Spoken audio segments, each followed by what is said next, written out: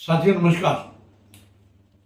बारिश का मौसम है पूरे देश के अंदर, और जब बारिश का मौसम आता है तो हम सबका दिमाग जो है, जो वेक्टर बॉर्न डिजीज यानी कि मच्छरों से पैदा होने वाली बीमारियां हैं, उनकी तरफ भागता है। और आपने पढ़ा भी होगा कि इस वर्ष अभी तक डेंगू के जितने केसेस हुए हैं वो पिछले 5 सालों में सबसे अधिक है, बल्कि पिछले साल के कंपैरिजन में डबल है। और यहाँ पर यह भी जानना जरूरी है कि डेंगू के केसेस जो हैं 4 से 5 साल के बाद एकदम उछाल लेते हैं, फिर 3-4 साल जो हैं वो कम लेवल पे आ जाते हैं। ये इसका एक सिस्टम है। और जब हम दिल्ली में और दिल्ली के आसपास के क्षेत्रों में डेंगू की बात करते हैं तो सरकारी आंकड़े तो जो भी हों, इनसे कई गुना ज़्यादा प्राइवेट सेक्टर के अंदर, इवन गवर्नमेंट सेक्टर के अंदर ऐसे ऐसे लोग जाते हैं जिनका रिपोर्टिंग भी नहीं होती। अब सरकार ये कह रही है कि क्योंकि हम ज़्यादा से ज़्यादा सेंटर्स बना दिए डायग्नोज करने के, तो उसकी वजह से रिपोर्टिंग ज़्यादा है। But what ever it is, Delhi में इस साल डेंगू के केसेस बहुत ज़्यादा हो रहे हैं, और उसके लिए हम सबको एक रिस्पॉन्सिबिलिटी लेनी पड़ेगी। सबसे पहले तो हम बात करेंगे डेंगू। हम सबको पता है डेंगू, मलेरिया और चिकनगुनिया, ये 3 बीमारियां हैं जो मच्छरों से होती हैं, और हर साल इसका कहानी रिपीट होती है। जुलाई से लेकर और दिवाली आने तक कई घरों के अंदर कई लोग इस बीमारियों से परेशान रहते हैं।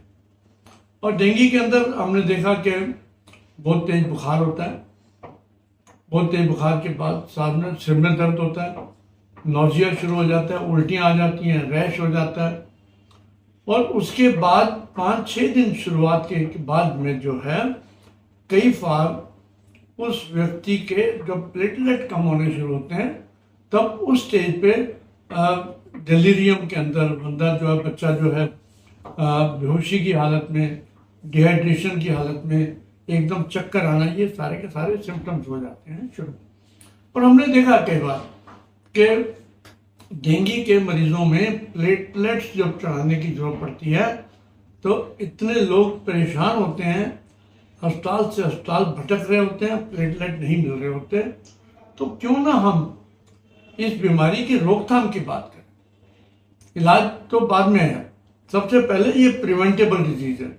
जब हम कहते हैं प्रिवेंटेबल है तो इसका मतलब इसके हमारे पास एक सिस्टम्स हैं जिसके हिसाब से हम इस बीमारी की रोकथाम कर सकते हैं। और जब रोकथाम करने की बात आती है तो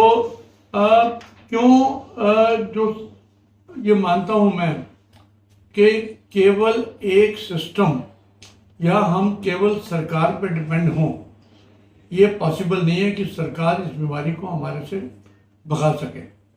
तो इसलिए कुछ इसको 3-4 हिस्सों में बांट सकते हैं।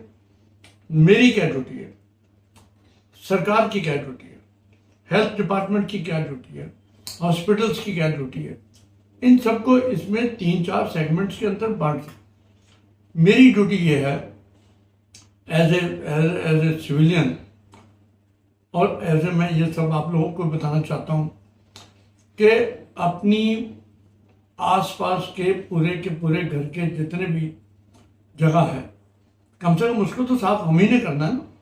सरकार तो आके नहीं करेगी आपके बेड़े को साफ, या आपके जो पीछे जो गंद पड़ा हुआ है। और क्योंकि हमने देखा कि डेंगू का मच्छर जो है वहाँ पनपेगा जहाँ 7 दिन से ज़्यादा पानी रुक गया, स्टेगनेंट वाटर। और कई बार आप देखेंगे पीछे आपके घर के पीछे कुछ बर्तन पड़े हैं पुराने, या पुराने इवन जो बोतल्स के ढक्कन पड़े हैं उल्टे पड़े होते हैं। ऐसे ही कई प्रकार के हम जो उठा के ट्रैश रख देते हैं, अगर उसमें पानी 7 दिन रुक गया तो उसमें मच्छर पनपेगा ही, और मच्छर पनपेगा तो सबके पहले आपको ही अटैक करेगा। तो सबसे पहले हमारी ड्यूटी ये है कि हम अपने घर के अंदर पानी ना रुकने दें। एक मैंने उदाहरण बताया। दूसरा उदाहरण ये हो सकता है आपके जो वाटर कूलर्स हैं, रूम कूलर्स जिसको कहते हैं, उसके अंदर जब अगर आप पानी नहीं चला रहे तो उसको आप बिना पानी के हवा से चला दीजिए। क्योंकि उसमें भी अगर 7 दिन से ज़्यादा पानी रुका रहेगा तो वो भी आपको मच्छर मिलेगा। इसी प्रकार से कोई लोग चिड़ियों के लिए वो रखते हैं, डब्बा रखते हैं पानी वाला, और उसको चेंज नहीं करते, वहाँ पर भी हो सकते हैं। एसी की आपकी पाइप के नीचे जो कंड्यूट नीचे पानी डाल रहा, पानी फेंक रहा होता है, अगर उसकी भी निकासी नहीं है तो वहाँ पर भी मच्छर पैदा हो सकते हैं। तो ये हमारी ड्यूटी है, हफ्ते में कम से कम एक बार या तो उनको साफ करें, बदलें, या उनमें एंटी लार्वल कई दवाइयाँ मार्केट के अंदर अवेलेबल है, वो लगाएं। दूसरा ये कि हम खासकर बच्चों को, और ये बता दूं कि ये घरों में और स्कूलों में और ऑफिस में ही बीमारी ज़्यादा होती है। स्कूल में खासकर बच्चों को जब भेजें तो पूरी बाजू की शर्ट और पूरे लॉन्ग पैंट डालकर भेजें, ताकि मच्छर को जगह ही ना मिले आपके शरीर तक आने की। आप घर के अंदर खिड़कियां बंद रख सकते हैं।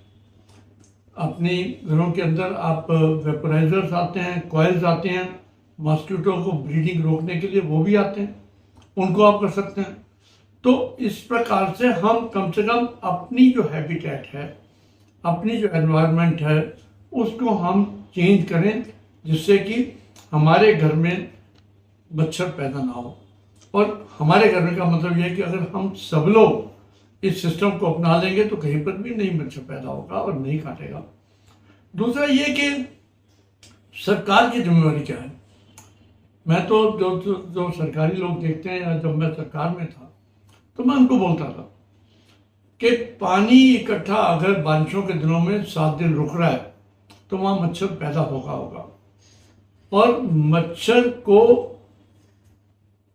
एग से लार्वा से अगर वो एडल्ट बन गया तब उसको रोक पाना बड़ा मुश्किल काम है।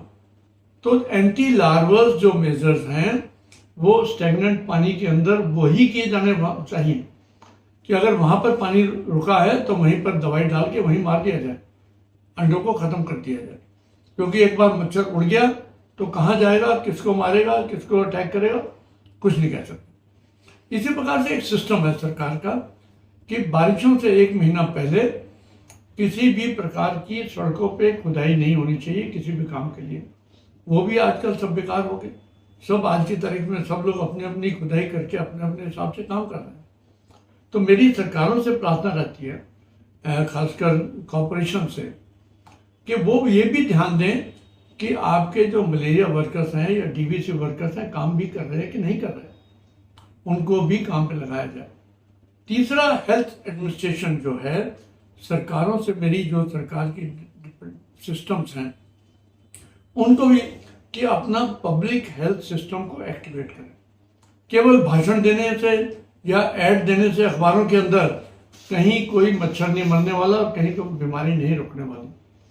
आप अपने पब्लिक हेल्थ एडमिनिस्ट्रेशन के लोगों को जगाओ, उनको मार्केट के अंदर भेजो, आप अपने अस्पतालों की स्थिति को देखो। मैंने तो बहुत बड़े बड़े अस्पतालों के अंदर भी ब्रीडिंग होते हुए देखी है, उनके कूलर्स के अंदर, वहाँ पर जहाँ पानी रुका पड़ा रहता है उनके अंदर भी हो रही है। वो किसकी जिम्मेवारी? और उनको देखना पड़ेगा कि जो आपका डिपार्टमेंट है अच्छी तरीके से अवेलेबल हो, आपके सभी प्रकार की दवाइयाँ, हॉस्पिटल के बेड्स, और इवन जो आपके प्लेटलेट्स की मशीनें हैं सेग्रीगेशन वाली, वो भी अच्छी मात्रा में सभी अस्पतालों के पास होनी चाहिए।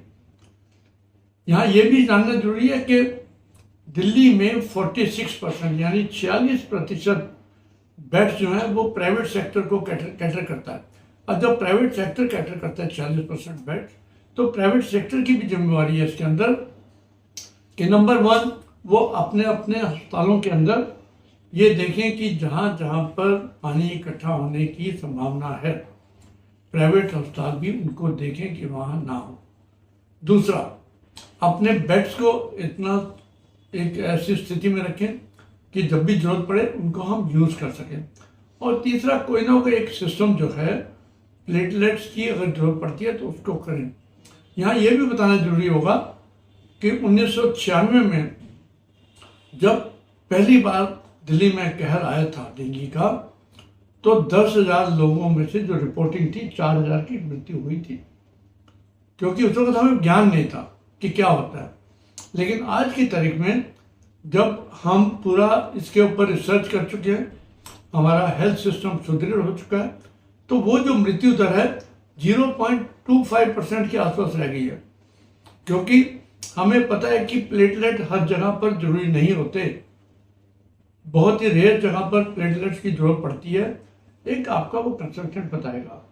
लेकिन प्लाज्मा एक्सपेंडर्स हैं या बाकी जो सिस्टम्स हैं, हम अगर प्रिकॉशंस लें तो हमारे हॉस्पिटल्स का लोड भी कम हो सकता है और उनके हम मृत्यु की दर को भी कम कर सकते हैं। तो ये कुछ चीज़ें हैं जो हर एक को संभालनी पड़ेंगी। केवल ये कहे जी पब्लिक का काम है, वो भी नहीं है। केवल कोई कहे जी पब्लिक का काम नहीं है, सरकार करना चाहिए, सब कुछ सरकार को करना चाहिए, वो भी नहीं है। लेकिन एक मॉडल जिसके अंदर पब्लिक और प्राइवेट सिस्टम्स या सिविलियंस सब लोग मिलकर हम एक बीड़ा उठा लें कि हमने इस साल डेंगू, मलेरिया, चिकनगुनिया जैसी बीमारियों को दिल्ली में अटैक नहीं करने देना, तो बहुत संभव है। लेकिन हम सब लोग को सघन अभियान करना पड़ेगा। इन्हीं शब्दों के साथ आप सबका बहुत बहुत धन्यवाद। नमस्कार।